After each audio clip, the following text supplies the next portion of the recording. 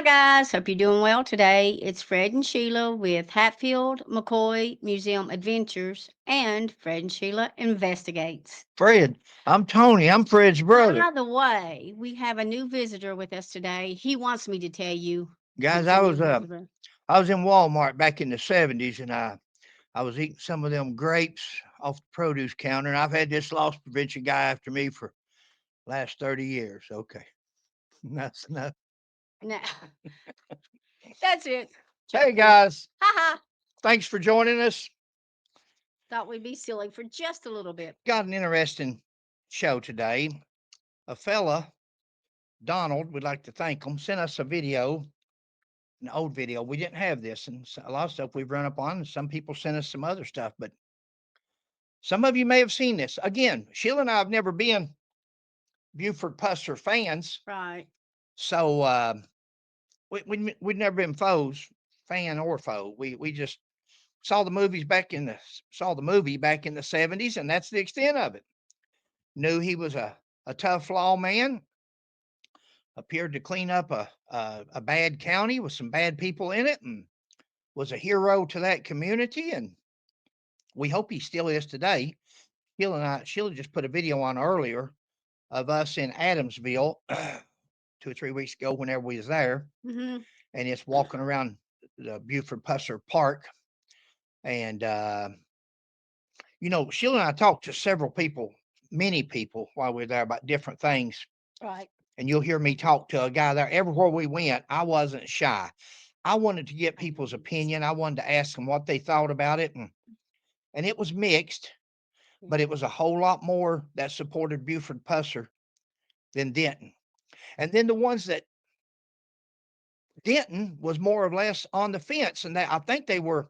You'll hear this guy here. I don't know this guy. I didn't get a name. I didn't get his picture, his face on there. So, but he was wishy washy. He, I think he was going the way he thought we wanted him to go. Yeah. And again, we talk on that video that sometimes people looks at these guys in these suits with these badges and they believe whatever they tell them. They believe it like it's the gospel, and that's what's messing up law enforcement and our reputation and our things in today's society. We're going to start this video. We're going to stop it off and on Mhm. and chat a little bit with you. It's a little bit long. And well, again, when you get these long videos, guys, you watch them in parts. Watch a little bit and turn it off if if it doesn't hold your attention. The thing about me, and I've heard people say that, and it is true. You never know what you're going to get. I'm like a box of chocolates. You never know. I'll get on one thing and then I go to five others. It's all good. No worries. So play that beautiful Buford Pusser footage, babe. All righty. Let me get it going here for y'all.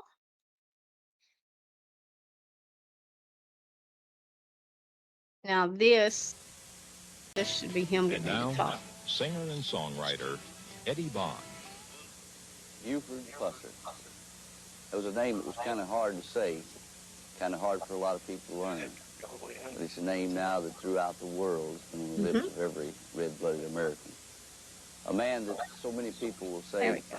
oh, I knew Buford real well. He was a friend of mine. And so many people lied when they said that. Buford's the kind of man that it takes a long, long time to know.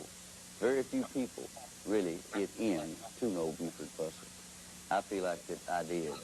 I've got memories of Buford and things that I would cherish for the rest of my life. It puts to mind one thing, one of the biggest chewings I ever got.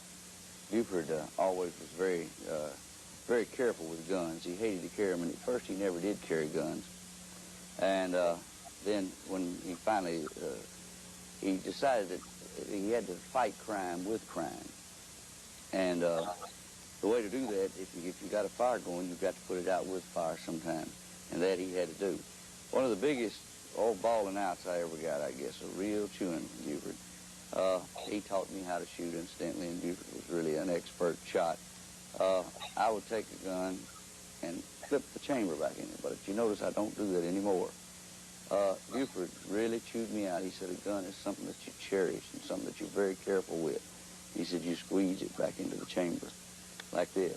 That's just one of the few things that I remember that Buford Pusser taught me. Buford told me some of the deepest secrets in his life. He's a big man, but is very, very humble man and has a real big heart. Many times I've seen Buford on the streets. If somebody needed something, he was there to help them. And when he enforced the law, if anybody was doing anything that hurt somebody else, Buford was right there to take up for the underdog. I have a lot of souvenirs that I have collected, and over the years, and throughout the show that I'll be showing you. I remember right now, though, the very first visit. You know, guys, I'm going to stop it right there for 1 second. Do you notice how anybody that's ever met Buford Pusser, from Cora at Kokomo's 50s Diner in Adamsville to Tina at the museum to several people that we met, and just like this fella here, everybody that's ever met Buford Pusser describes him in the same way.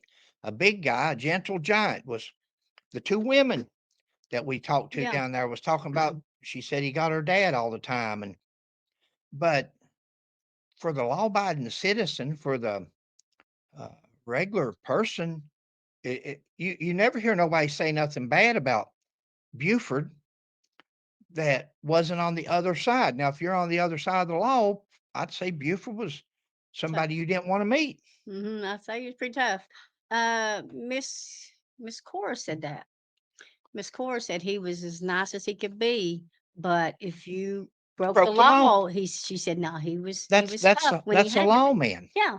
You know, I ran for sheriff one term, and probably would have won if I would have just shut up. But I was telling what I was going to do on You're too all these honest. druggies and all these.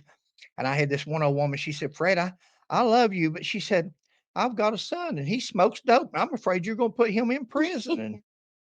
And that's what one of them said. We don't need a Buford Pusser. Yeah. That was one of the foes. We had a lot of friends, but the foes was I was a I was wasn't bad as Buford, I don't guess, but as a lawman, you try to be firm. You try to let everybody know that you're fair with everybody and you treat everybody the same, and that's what you try to do. But I just heard that fellow there bragging on what and anybody over the years from Billy Graham to Johnny Cash to Elvis Presley to Dolly Parton. Dolly Parton, Tammy Wynette, George Jones, any of these people that tells you about Buford Pusser that knew Buford Pusser, or you see old footage of them, they all, it's like they're reading a script. It's like they're all saying they're not reading a script. That's the way he was with them. That's the way that was his persona, his personality, unless he came to arrest you, I imagine. So, Mhm.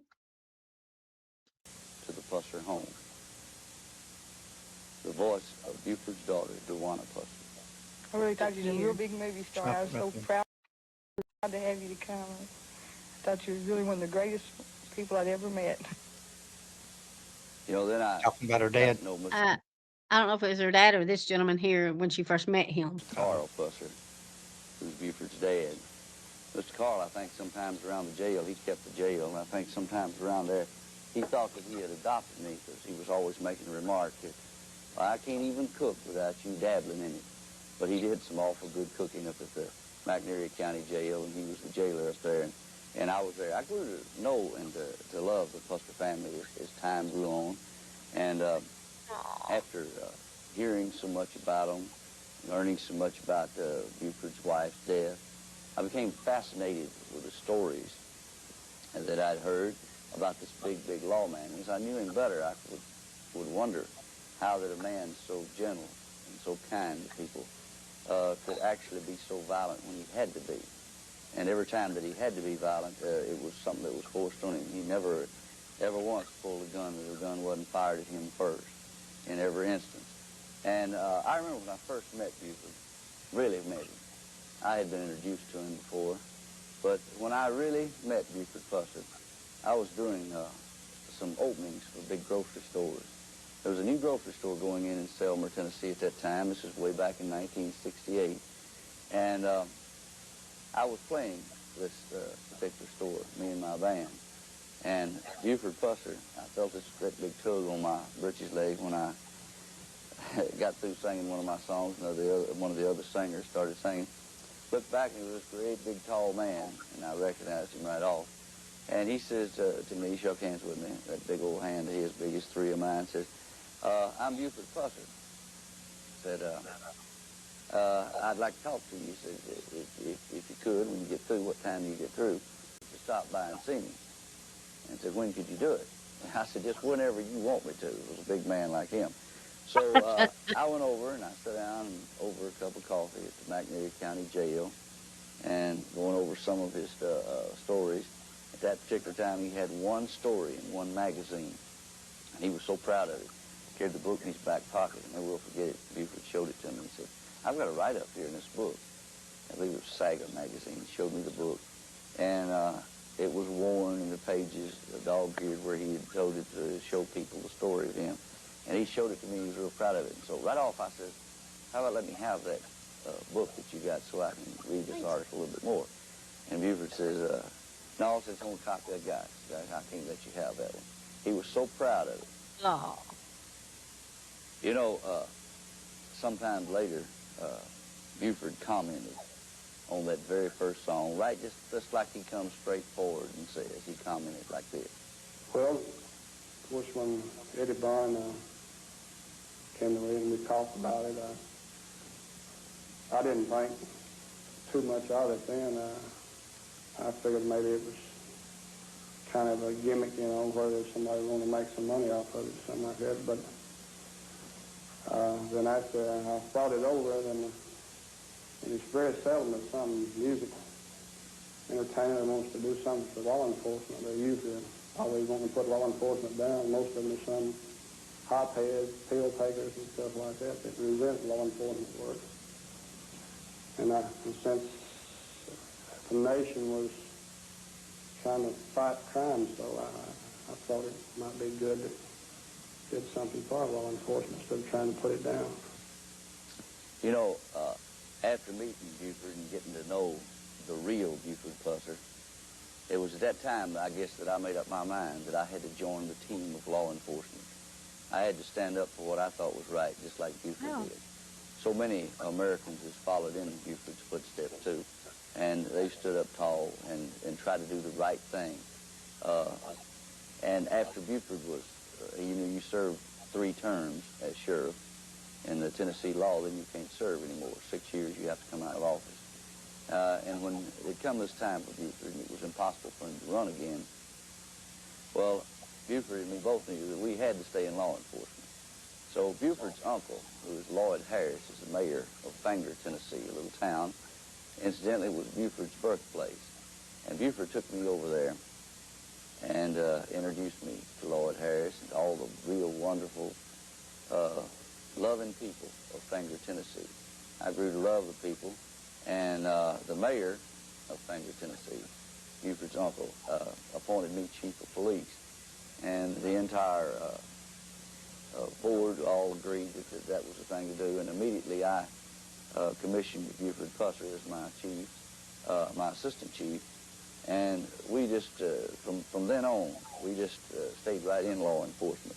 It was at that time that I decided that I would make a real good law enforcement album. I'd make an album all about the songs and the stories of Buford Pusser, the many, many songs. So at that time I recorded an album, The Legend of Buford Pusser. This was what I considered a real tribute to law enforcement. So I did one song in it called The Law Enforcing Man. This song is for all the dedicated law enforcing men throughout the country, working around the clock while we sleep. And I hope that in some way that it might serve that's as a him as reminder a police officer. that they're not just cops, they're our friends.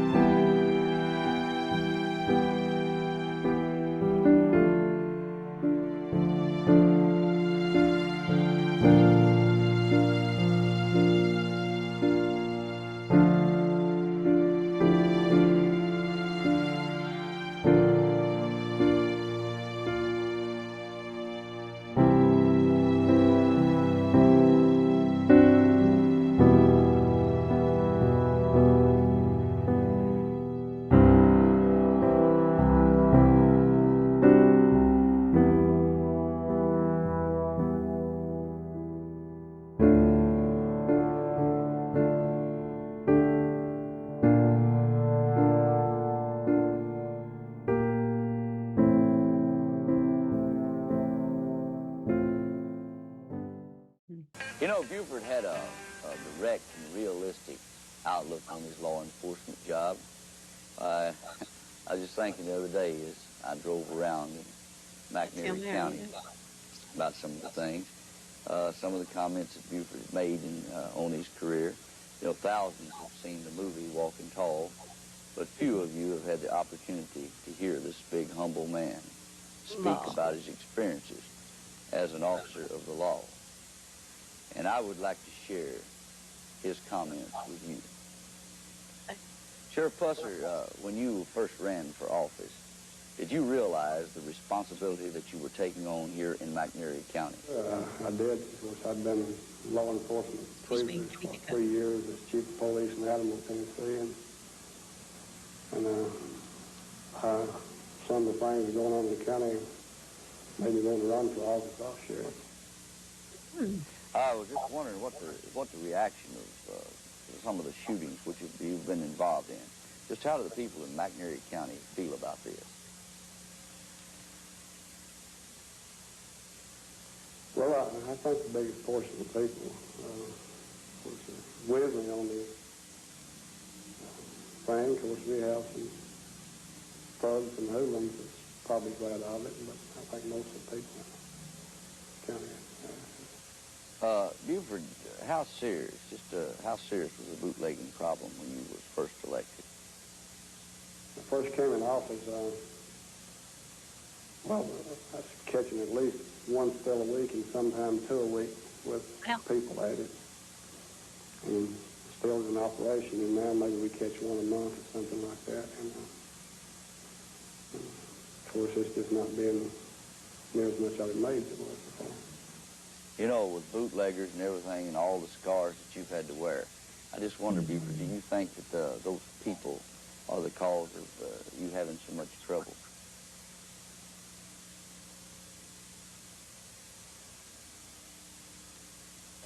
Yes, sir. Of course, I feel, though, that it was caused from a crackdown on some establishments in the county, which we had one particular, which they was doing something like $500,000 a year in bootlegging and gambling. Wow. Stop it there.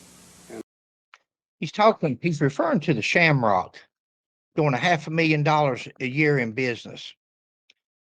Now, for all those people that think that after you've done that for years and years, the Sheriff Dickey that was there before that dated Louise Hathcock and let her do whatever she wanted, her and what was her husband's name? Do you remember? Jack? Was it Jack? Jack Hathcock. The former sheriff had let them do whatever they wanted to do, and they was making money hand over fist between gambling and moonshining or whiskey sales or beer sales, whatever they did there. They said that it was different on each side of the line, and besides robbing people that was coming and staying on at the hotel, they were bad people, and they were making $500,000 a year. Guys, when you're making that kind of money, you think you can't go get somebody paid, especially back in those days, for $5,000? Give somebody $5,000 and go whack somebody. That's nothing. That's where he said that half of his attacks were coming from was from Of course. Well, wouldn't stuff like you? that. If you was making $500,000 a year and you had one person, state police wasn't bothering the highway patrol, the TBI wasn't bothering them. And that was the jealousy thing. When Buford started going after these people, it made state police, highway patrol, it made the TBI look bad because they're not doing anything. But the sheriff's office is. I've been there. I know what it's like. I know what, and everybody else gets jealous. They get mad because they don't want to do nothing. And because they don't want to do nothing, if you do something that makes them look bad, so they get mad at you for doing anything. And he just wasn't one of those guys. All they had to do was get rid of him. They can go back to making their money like they were making. Somebody comments all the time and they say, and they get this from Mike Elam because this is he said this is what he always asks anybody that's a Buford Pusser fan. Well, we're not Buford Pusser fans, or we wasn't. Yeah. Between the TBI, Mr. Davison, and Mike Elam, and so forth, we're starting to understand them better and respect them. But he says, show us one arrest made, show us one establishment shut down, show us. Well, just Google Louise Jack Hathcock, Shamrock. Google old newspaper articles or go to archives. You'll see him arrested many a time. W.O. Hathcock, he was arrested for murder. I think somehow he got off. Something happened, but that was, I think, Louise's brother, maybe. But they said, show us where he shut these places down. And we put this in a video, but guys, did he shut the places down or well, these people were killing each other? Mm-hmm. Louise killed Jack. Jack had already killed Pee Wee, somebody, for dating Louise. And that was Louise got killed in 66. Mm-hmm. And people has a hard time believing that the following year or a few months later, Mm-hmm. revenge wasn't taken out and Pauline was killed. When they saw Pauline with Buford, it may have changed their plan. Some people don't understand how could they miss Buford as big as he is and hit Pauline. That may have been revenge when they saw her with him. Louise died in was killed in 66. They killed Pauline in 67. 2 years later, Towhead was Yeah. killed, and it's never been solved. They don't know who done it. Mm-hmm. Some suspect this man right here. We don't think Buford Pusser killed Pauline. We don't think he killed his wife, but he did vow that he would get those that killed Pauline that morning. We're not going to investigate it. We ain't got time to fool with all that nonsense. We're just dealing with the 67 to show that he didn't kill his wife, and he didn't. Proof's not there. It's just not, evidence is not there. It's made up. It was for fame, fortune, and name notoriety. It's sad, but it's true. Not only did these two book writers get their CYA, they covered their butts because when there was probably going to be some lawsuits with everything that's happened since Dewana's demise, whether it's self or somebody else. Dewana may have been preparing to do something, but after she passed away, then the rumors and tales went wild because they thought nobody else was going to do anything. There's some grandchildren out there. Uh-huh. There's some grandchildren out there. Go ahead, babe. White whiskey, too. And they had these con games going, razzle con dazzle. game. They had hoods from all over the country that stayed there. They'd go off summers and Text on there. pull a job and come back in and use this for a cooling off place. And of course they had their women and stuff, and of course they lived like kings. They'd find another job, go off and do it, and come back in. And Well, you say that when you were first elected, that you wouldn't carry a gun, but now that you do, I guess maybe that you probably had some second thoughts on this line, didn't you? yeah, I've been in 2 or 3 situations where I needed it and I didn't have it, and that's the reason I continue to carry it now. I'll always go with it now. I know of one instance where you really needed it on one Christmas Eve when you got a call to go to Mr. Hamilton's apartment. I wonder, did you suspect an ambush then? No, sir, I didn't, because I'd talked to Mr. Hamilton on several occasions before.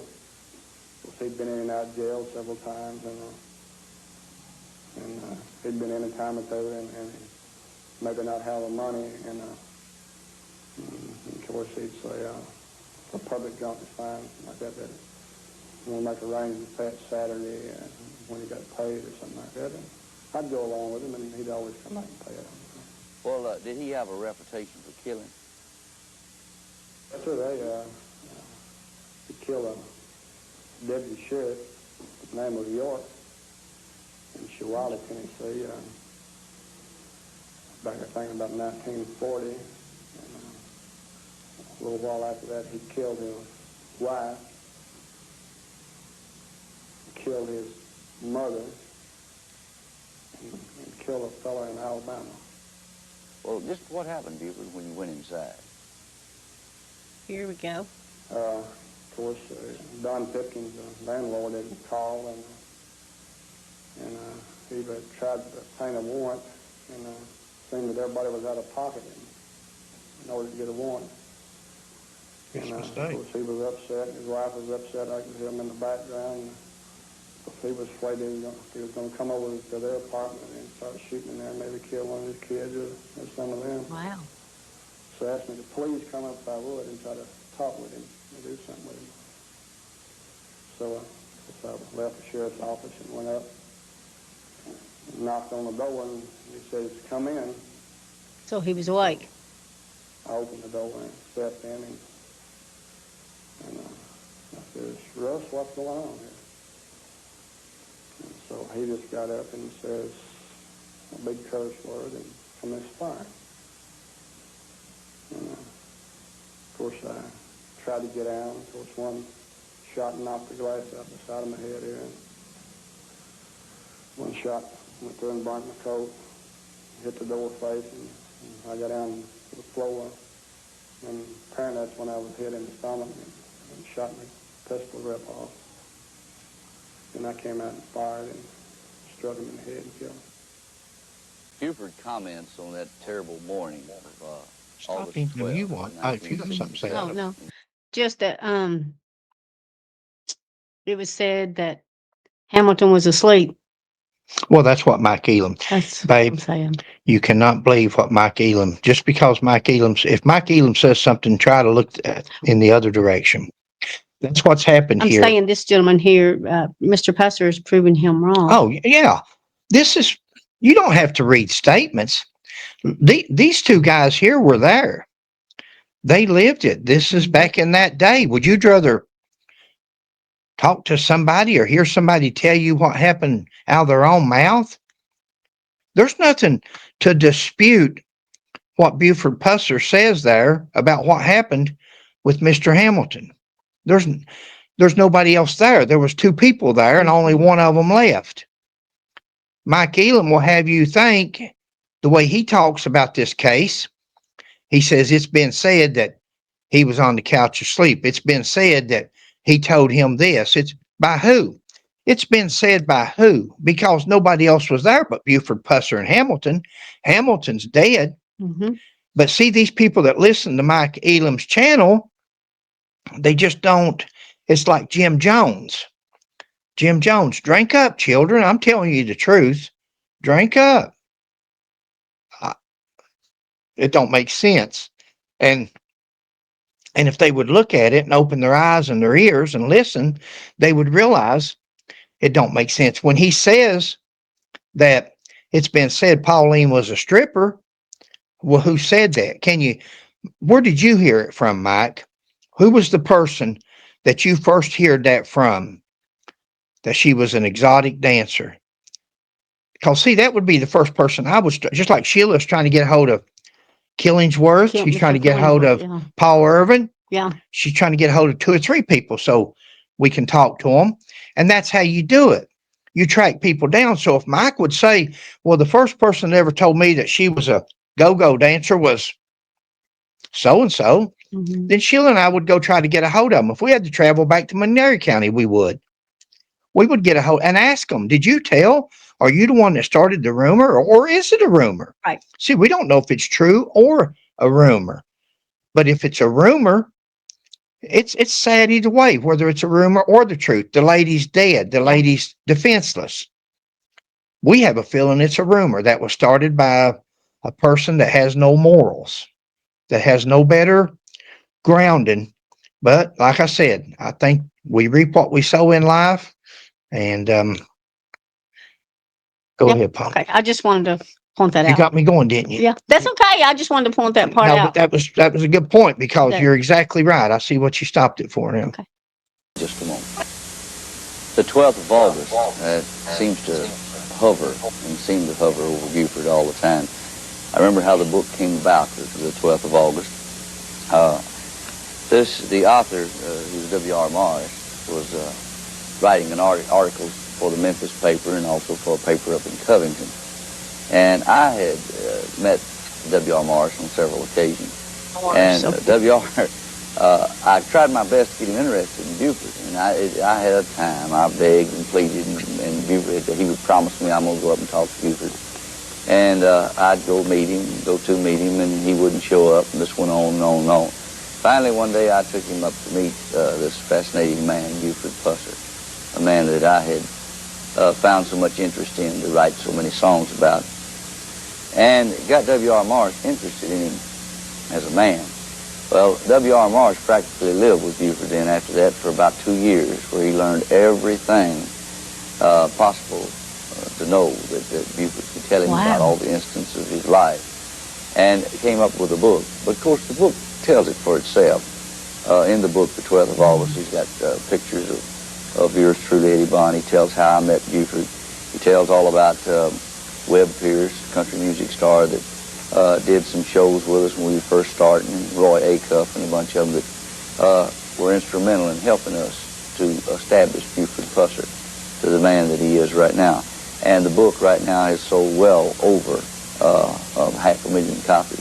It's in its 7th printing, and also even got a pocket-sized book, The 12th of August. That was the day. But better than me sitting telling you about it, here's Buford's own comments on that fateful morning, bright and early on New Hope Road. Oh. I slowed down for this bridge that had been, well, it was about tore out at the time. It was real rough. And I slowed down real slow for that. And it was just beginning to break day. And first thing I knew, there was some car lights popped on. Just come speeding up the side of me. And the lights came on about the time that I noticed the car being there. And of course, then there was a burst of fire. Of course, the glass flew, and my wife kind of screamed. And of course, the only thing I knew was just gun it. I mean, it just taken me by so surprised, you know. That 2 or 3 minutes, and the car sped on off before I could get my bearings good. So I taken off and went some 2 miles that's wide open. And I thought I'd lost the car. And so she was gasping for breath. And so I stopped and I was trying to help her. And of course, before I realized that the car was on to me again, and of course, there was another burst of fire, and of course I was hit, which just ripped my jaw off here completely. It was hanging plumb down on my shoulder here. Yes. And of course she was hit again and killed. Oh. And of course I was just temporarily stunned. Well, Buford, did you feel revenge? I mean, for those thugs, the people that done this? That's why you can't keep them not having some sort of revenge, but I'd like to let, of course, the law handle it in their way if they can work it out. I mean, of course, it is something that I don't know. It's hard to describe. It just hurts way down deep when you've been hurt as bad as I have, and but of course, as far as I'm concerned, it will never be close. Sheriff Pusser, how have you been able just to keep on going with so many attempts on your life and so many threats? Well, I just don't like to give up. I mean, once they get you down, they're going to keep you down. If they think they can put you on the run, they're going to put you on the run. And of course, the only way I know to do it is to stand up and face them and do my job, and every chance I get, try to put one of them up profile the pen. Well, did you ever think about just quitting? Yes, sir. Some nights I think about quitting, but the next day I want to work again. When did you think about it most seriously? When she was killed. Well, whenever, of course, my wife was killed and I was shot. Oh. Did she ever encourage you maybe to quit law enforcement? Well, of course, back whenever I was shot, before she was killed, and I was shot the second time, she was scared because we got threatening phone calls and stuff like that all the time. Well, Sheriff, just how many serious attempts have actually been made on your life? Well, 3 serious attempts. Well, do you think that those were maybe part of an organized effort? Yes, sir, I definitely think there's organized crime involved in 2 of them. You know, there's some talk that after you made your threat to clean out organized crime in the county, that the syndicate put a price on your head. Now, do you really think this happened? Well, it's strictly through the grapevine. The rumor had been out. And, that they had, Wow. I think it's proven. You know, it's kind of Go ahead. Okay, I didn't know if you want to finish. hard for you to picture a great big old man like Buford Pusser being so kind and gentle and a man with so much heart and so much feeling, and his love for Pauline and for his family, and how he got involved in family projects. Like before his death, he was involved in rebuilding, finishing a big, huge house for his entire family. Wow. You know, sometimes after that day of August the 12th, I did a number that was particularly hard for me to do. It was probably the worst, the hardest job that I had. But I just felt that some way, somehow, I needed to get over to the people that Buford Pusser was really a real fine, gentle man. A man that had lots of heart and lots of soul and lots of love for his fellow man. And how much he really did love his wife, Pauline, when he lost her. And what a terrible loss it was to him. And how much he did think of his family. So I got this song, and I didn't write this song, but I heard it, and I thought it was such a beautiful, beautiful song. And I put it together and did this number on it. And I think it really expresses Buford's feelings as the big guy that he is, but still gentleman with the biggest heart in the world. The name of the song was The Prettiest Dress. Buford pinned on that badge and set out to make McNairy County a safe place for people to raise a family. He knew it wasn't going to be easy. But he also knew somebody had to do something. And being the kind of man he was, he figured the one sure way of getting it done was to do it himself. He also knew that personally he had very little to gain and could possibly lose his own life. But the one thing that he hadn't counted on was the 12th day of August and Old New Hope Road. And I happen to know that even in his own critical condition, he made all the funeral arrangements and picked the prettiest dress he could find. Wow. I guess that's probably one of the hardest things that I ever had to do, to record a song like that. But I felt like that the world should know that Buford Pusser was a man that was very gentle, did love his family, especially loved his little daughter Dewana, loved Diane, loved Mike, loved all of them. He was a very, very gentle man, even though that he had to be very violent on some occasions. It reminds me of one occasion, incidentally. You know, I know you've heard the old saying all the time about a man's big enough to go bear hunting with a switch. I guess I had more fun writing this song about Buford than any song that I had anything to do with. I had more fun recording it, really. Because, you know, a lot of you... Okay. Used to be when we did the Hatfield McCoy history videos, something would remind me of a story and I would tell it, and some people, I'm sure, thought they were corny. Some people say, oh, we love those stories. But that reminds me, when I was in Pike County, I arrested a guy. It was about 2 or 3 o'clock in the morning, got him for DUI. And I'm only 5'7". I got out of the car and got this guy out, and this guy was, I mean, he's 7 foot tall. I don't remember his first name, but his last name he was a Chapman. And I had to get up on the front bumper of my car to give him stigmatism test to watch his eyes and so forth. And I stood up on my front bumper, and I still had to look up. He was that tall. And he was impaired. And I told him, I said, "You're under arrest." And I said, "You got any guns or knives on you?" I was going to pat him down. I said, "You got any guns or knives on you?" And I'll never forget. That's what he told me. He said, "Guns or knives. A man big enough to go bear hunting with a switch, and you want to know if he's got any guns or knives on him." I said, "Get in the car." And he said, "You're going to bring me back home?" I said, "I ain't bringing you back home." Now, at this time, my partner and I, we'd already went to the FBI on our corrupt sheriff for protecting certain drug dealers and different people and being involved in corruption.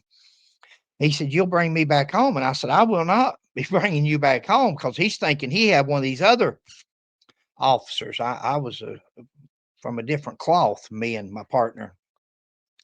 And took him to jail, and we no more dropped him off in the jail and started. We had 3 mountains back then to go through to go back to where I was from, the part of the county Pike County is the biggest county east of the Mississippi, geographically speaking, and a long way. And as I got over Town Mountain, sheriff called on the radio. We didn't have cell phones back then, but he hollered 85. And I said, "Go ahead." He said, "Return to the jail." And I said, "We're already on Town Mountain, Sheriff. We're heading home." He said, "Return to the jail. Stop somewhere and call me. Stop somewhere and call." So we had to stop at a phone booth there because didn't have no cell phones. And I called the jail, and he says, "Fred, come back and pick him up and take him home." And I said, "I'm not going to do it, Fuzzy." And he said, You're going to take him home?" I said, "I'm not going to do it." Now, we'd already gone to the FBI, so the FBI is already investigating, and we know that ultimately they're going to be arresting this sheriff. We know what he's into, and we've got tapes. Unlike Mike Elam, we had tapes and recordings and different things. And so I went on. I headed on back toward Belfry, Blackberry, where I was from. Me and another guy. It wasn't my regular partner. I was with another guy. And we got over on to Bent Mountain, the other side of Bent Mountain, toward Colburn Mountain. And Fuzzy hollers on the radio, the sheriff. And he hollers, he says, 85, where you at? And I told him, he said, "Pull over right there and wait on me and take him home." This guy lived up in Stone, Kentucky. And I said, "Negative." And he said, "Fred, I'm about out of gas." He said, "Ain't no way." It was about 3 or 4 in the morning by now. He said, "There's no way I'm going to make it back to Pikeville with no gas." And back then, nobody stayed open all night. So when he told me that, I felt sorry for him. I didn't want him to run out of gas. And I pulled over, and that big old guy got back in the back seat, and he laughed all the way. I took him home. Of course, the next morning, we were back in Pikeville telling Mark Putnam, the FBI agent, and Ron Poole, 2 of the sorriest FBI agents God ever strung a gut through, but that's who we was confiding in. We thought they had that title. They were FBI agents. They had to be good, honesty, integrity, character. We just knew that. We couldn't have been more wrong. We didn't just go to one. We had 2. Both of them turned out to be bad men, bad agents. Anyway, when I heard them talking about bear hunting with the switch, and we'll see. Ready? Yeah. You know, you heard the story about Buford. He wrestled a bear and pinned him at the fair and all this. Well, Buford was quite a man. He really was. And old Buford, I always would think about that when I'd be riding with him lots of times. I'd think, there's a man right there that could go bear hunting with a switch. Later on, I feel sure that they took the meaning of that song for the big stick that Buford carried in the movie Walk and Talk. And it's often real funny to me when I think about some of the things that Buford did do, like when he'd take 3 to the hospital and take 3 to jail. And so I just thought we'd just try to put all of it, like he walked upon the still, he caught the outlaws, and he didn't have a gun, and so on and so forth, so he just took him a switch. And then in one instance, I remember when Buford had to call that a man was kind of whooping up on his wife a little bit down there, and Buford knew if he arrested him, all he had to do was just cost the family a bunch of money. So Buford went down there and he was in the down in the barn with a shotgun. He said nobody was going to come down there. Nobody. They said, "Oh, don't go down there, Buford. Don't go, don't go." Said he'll shoot you sure as the world. So Buford said, "Yeah, I'm going to go." And he come and started on down there to him. And he started down there, he just cut him a limb. I mean, a good limb too.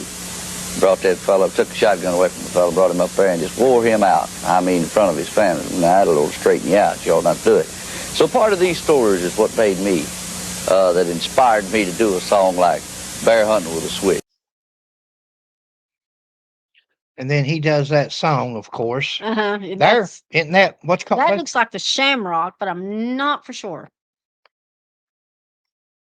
An aerial view, maybe, Hmm. of down there at the state line. I'll bet it is from the way that looks like a hotel See how there. it's spread? Yeah, the way it Mhm. was spread out there. That's what I was thinking. So, uh, They've not got for an sure. aerial view of something there. Hmm. Guys, it was a different time back in the 60s and 70s. And again, Buford didn't have a lot of support. He had Jim Moffitt. Of course, you'll hear Mike Elam. He makes up all kinds of stories on Jim Moffitt. You know, Jim Moffitt was his chief deputy the entire time, from what we understand, and talking to people down there, that Buford was the sheriff all 3 terms. And then Buford campaigned for him when he ran for sheriff or something like that. They were friends forever. But you'll hear other people make these stories up that's not even from McNairy. If these guys were from McNairy County, it would be one thing.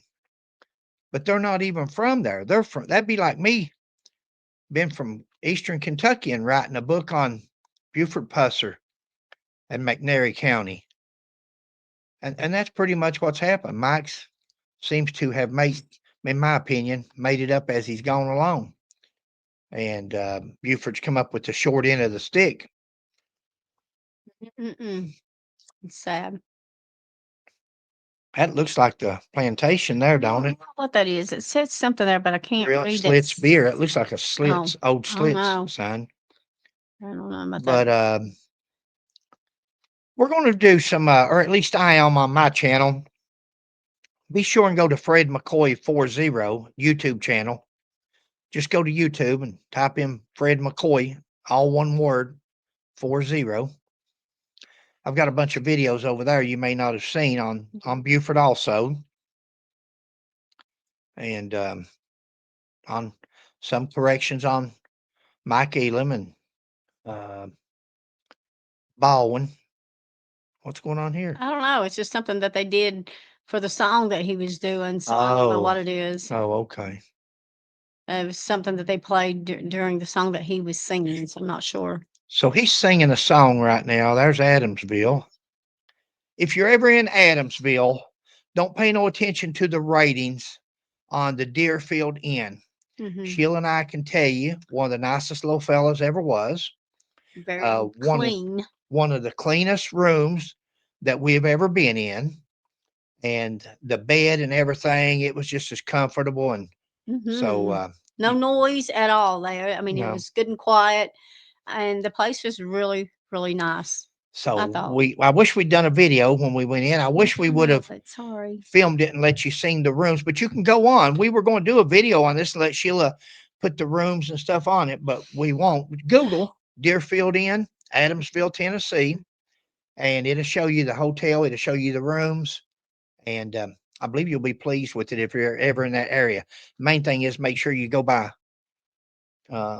Kokomo's. Kokomo's, yes. That's who told us about the Deerfield Inn, was one of the We asked the waitresses girl in there, there. the waitress, where's a good place to stay, and she asked us if we'd been to the Deerfield, and we said no. We drove by there, but it was a little small place, Mhm. mom and pop place, it looks like, and we thought, well, because if you're going to, but we would have had to went to Selmner, I believe, We would have had to if went we some other a place. Days Inn or something. Yeah.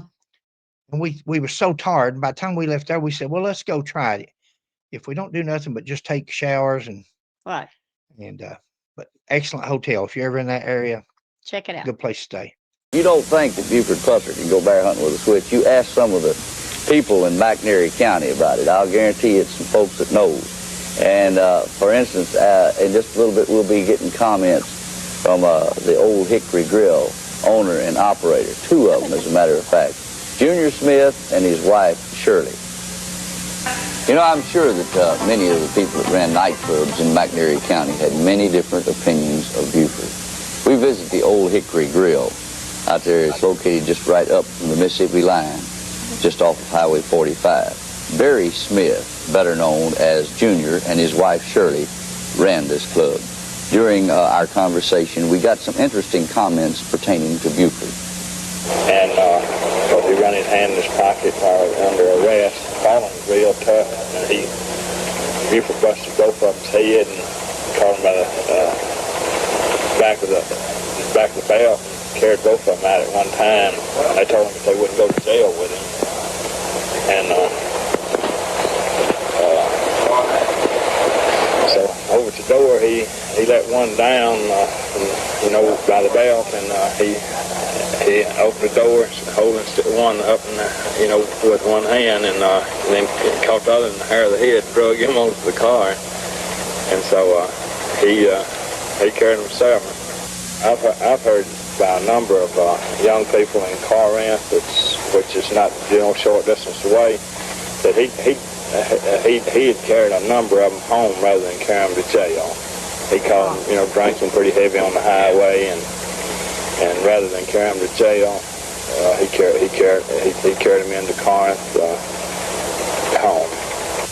I remember a time or two that he got awful stirred up because we was a minute or two after 12, and our clocks had different times, and he told us, said it's 12 o'clock by my watch, and says get him out of here. Wow. And this, he stopped. It wasn't too many times because we had him out at 12, and he was very serious about closing at 12. Yes, he every occasion that I ever seen him act, he was very much fair. I think he treated us all alike. He was fair with me.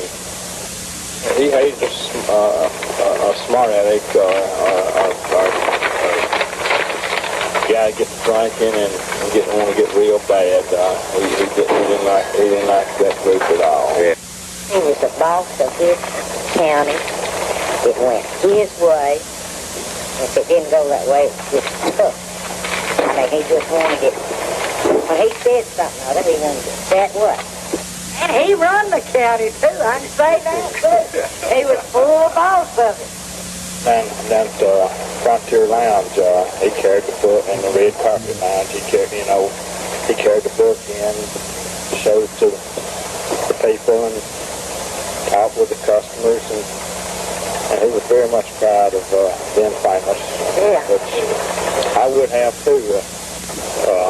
Even the preacher from Guys, he lived in Greenville, and it's a small church. Well, he's down, lives next door neighbor to my father, and I carried him a book, and he said, well, I know Buford, and so that's where I used to be pastor of the Guys church.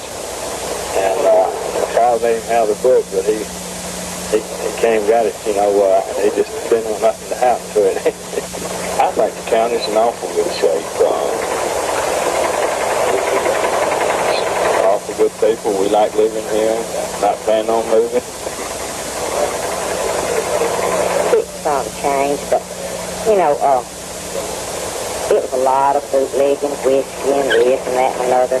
Like hauling through the county back when Buford. And he caught a lot of it, But I'd say, really, the county's pretty quiet, isn't it, right now? Those are the voices of Junior and Shirley Smith, operators of the Old Hickory Grill.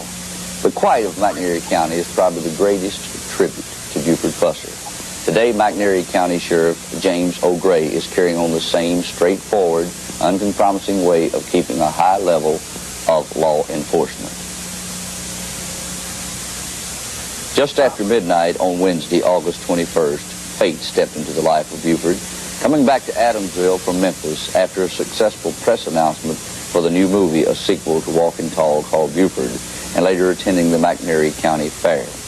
The car Buford was driving went out of control and resulted in a fiery crash that ended his life. Highway 64 was one that he had traveled many times, but this occasion proved to be his last. Wow. On Saturday, August 24th, the funeral was held at the Adamsville Church of Christ. People from around the nation, including Joe Don Baker, who played Buford in the movie Walking Tall, assembled to pay tribute. His body was laid to rest beside his wife, Pauline. The minister said, Jesus walked tall upon this earth long ago, so that now, every now and then, another man comes along who chooses to walk tall today. And so it was with Buford Pusser, a man who was as gentle by nature as he was violent by profession. Wow, yeah, I like that. That was When I cool. have a memory of Buford Pusser, I can always think of his sister, Galia Davis, who was constantly by his side. I picked a song from my album. Of all the songs I wrote, this is Helen Pusser, his mother's very favorite. It's called The Legend of Buford Pusser. And of course, we can't play it. So No, now guys, Sheila will put this the thumbnail to this video on the back. If you want to go listen to the songs, you can do that. When we're making these videos, we can't hear them real good for some reason. But then when she plays them back, so I'm hoping they're coming in a whole lot clearer for you than they did for us. if not, I'll add the text. We to know the this is going to be a long video. Mhm. We just put it out there for those that want to watch it. Not everybody watches the whole video of every video we do, Right. but since we've been, This is interesting. yeah, it was interesting to Sheila and I because again, we were not Buford fans, and this gives you a look at him. Is that Dewana? It looks like Dewana right there with him It again. gives you a look at him in a different perspective. Yeah. Yeah. His dog. Hearing his voice, hearing what he says, like Sheila said about the Hamilton, Mm-hmm. and Look. That's a sweet picture of her and her dad. Aw.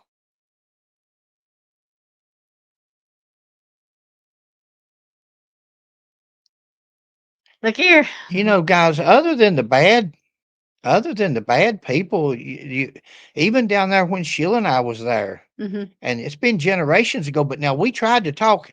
If we seen anybody old, we would head to them. We wanted to talk to the old people because that would be the ones that would remember, and not a one of them. We didn't run into an elderly person. We didn't run into nobody that didn't like them. We run into a couple of people. The one at the parade there, the women, and they Yeah. said they used to like them, but since they come out and Mhm. said he killed his wife, they didn't care for him no more. Yeah. And we tried to tell them, guys, don't believe everything you hear. Don't believe Yeah. everything you hear. Just because it comes from a man with a badge or a man with a degree, that doesn't mean they're telling the Just truth. before Buford's very untimely death, he had been working very hard on a park in Adamsville, Tennessee. The Pusser family wishes to express their sincere thanks and gratitude for the money that's been donated for the Buford Pusser Park in Adamsville, Tennessee. However, all donations must be made through Billy Mack Majors in Adamsville, Tennessee. No one else is authorized to accept any donations by order of Carl Pusser, head of the Buford Pusser estate. We've tried real hard to kind of put things together for you and give you a program, another side of Buford Pusser. We sincerely hope that you enjoyed it. We want to thank everybody that took part. There's been a lot of people worked real hard to bring this program to you. On behalf of all the entire staff of Channel 13, we want to thank everybody. Thank everybody in McNairy County, the Sheriff's Department up there, and everybody in McNairy County for such a cooperation over and beyond that they had to do. Thank you very much. We hope you enjoyed the show. Good night. Okay. There we go. Buford Pusser, the another side. So see, he knew him personally. Yeah. So I mean, there was be Yeah. no, yeah. Well, it's like the ones we talked to down there, babe. The people, Mhm. even like Cora. Cora, that used to be his secretary. Yeah. And that's people that knew him Right. firsthand. Right. So for these rumors to come up and then these allegations by professional people, that's what hurts. What hurts, it doesn't hurt. If you hear that story from Mike Elam or Baldwin, people's going to believe or what they want, Mhm. most logical people look for evidence. They look for truth. Some people just believe anything they're told, and that's just they're going to be out there always. That's like the ones you still see nowadays. You still see people today wearing masks around for COVID. If that ain't a clue, I got you. Now you have nothing. I have nothing to say. If you don't have something to say good, don't say nothing at all. So that's going to do it for me, guys. Thanks for joining us. Sheila, you're up, baby. You got anything? No. I enjoyed the movie though, and hearing the truth on Yeah. things. So that was very interesting. Yeah. So I really enjoyed Well, that. we don't doubt it. From the people we talked to while we were down there, you're going to hear on this tape at the museum, you're going to hear me and another guy, maybe 2 or 3 people, especially there at the end. You can't hear us. We're all talking at once Jabber, jabber. while we're in the gift shop and we're talking. All kinds of topics come up. Yep. So the museum video, but everywhere that Sheila went, whether it was or Sheila and I, Walmart or anywhere from Sumner to Adamsville to, we talked to people. We asked them what they thought about. And what the word we're trying to convey now, the word I'm trying to convey now is that don't believe everything you hear. Guys, I'm sorry to say that somebody with that position, with that clout, 2 professional people let a little bit of publicity get in their way of a career, of a distinguished career, probably for both of them. I hope the governor fires the director because I think he's bad for the TBI. The other men look at him, and that's about publicity. The evidence isn't there, and I'm going to show you. Go to Fred McCoy 40 because I was working on a video before we started doing this one, and I'm going to show you once again with proof, You put out a good one today. and you'll understand. About the gun. About the different calibers of gun, and that was somebody really wrote a while ago on that, and they said maybe they didn't mean high velocity in the autopsy report. Maybe they meant that it was, guys, it don't matter what they meant. It's what that report says. Yeah. See, these are professionals. These are pathologists. These are medical examiners. I don't know any of these people. Don't have nothing personal against none of them. Roush, Davison. But if it's going to say something in an autopsy report and it says that it came from a high velocity rifle, that means it came from a high velocity rifle. At least one projectile. If it didn't, or you're not sure, you can put possibly came from a high velocity rifle. Possibly. That way it leaves it open for maybe it came from a 30 caliber carbine. But a 30 caliber carbine is not a high velocity. So when it says high velocity, if you haven't seen that video, go to Fred McCoy 40. Go watch that video on the autopsy paper and what we found out on a 30-06 casing, and watch the videos that we show on the different guns. I'm done, baby. I agree. Hour and 15 minutes long. Yeah. Whoops. Okay.